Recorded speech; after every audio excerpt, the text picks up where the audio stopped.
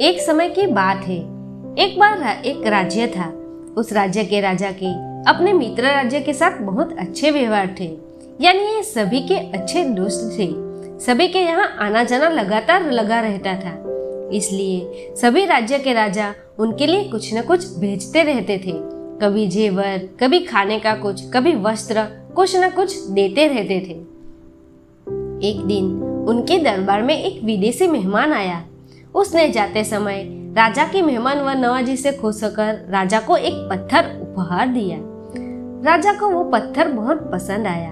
उसने उस पत्थर की भगवान की मूर्ति बनाने का हुक्म दिया अपने मंत्री को। राजा उस मूर्ति को अपने राज मंदिर में लगवाना चाहते थे। राजा की अनुमति पाकर मंत्री एक कारीगर के पास जाता है और उसे पत्थर देकर कहता है कि उसकी एक अच्छी सी मूर्ति बनवानी है। ये काम 10 दिन के अंदर हो जाना चाहिए। इसके बदले तुमको जो चाहिए वो मिलेगा और साथ ही साथ तुमको सोने की 100 मोहरें मिलेगी। यह सुनकर कारीगर बहुत खुश हो जाता है। वह अपनी सभी वस्तुएं लेकर काम शुरू कर देता है। अब वो उस पत्थर की तोड़ने लगा जिसे वो उस पत्थर की अच्छी सी मूर्ति बना सके।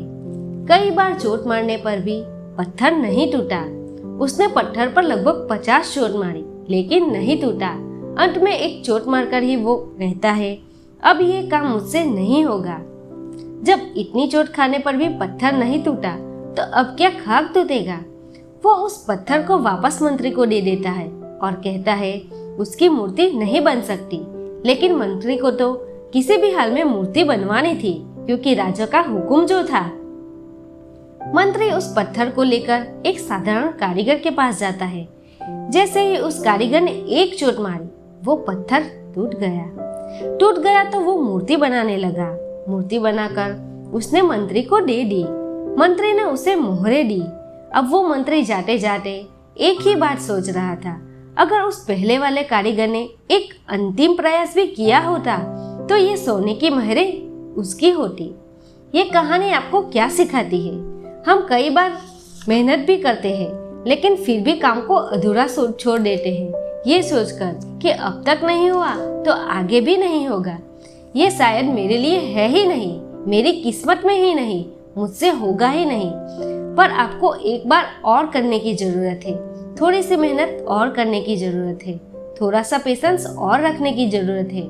शायद जिस वक्त उस काम को छोड़ रहे हैं उसके अगली बार ही वो काम हो जाए, पर हम उसे छोड़ देते हैं, अपने गोल को छोड़ देते हैं, अपने सपनों को छोड़ देते हैं, अपनी जीत को छोड़ देते हैं। आपको पता है, थॉमस अल्वा एडिसन ने बल्ब को सक्सेसफुल बनाने के लिए 9,999 बार प्रयास किया, फिर भी वह असफल हुए।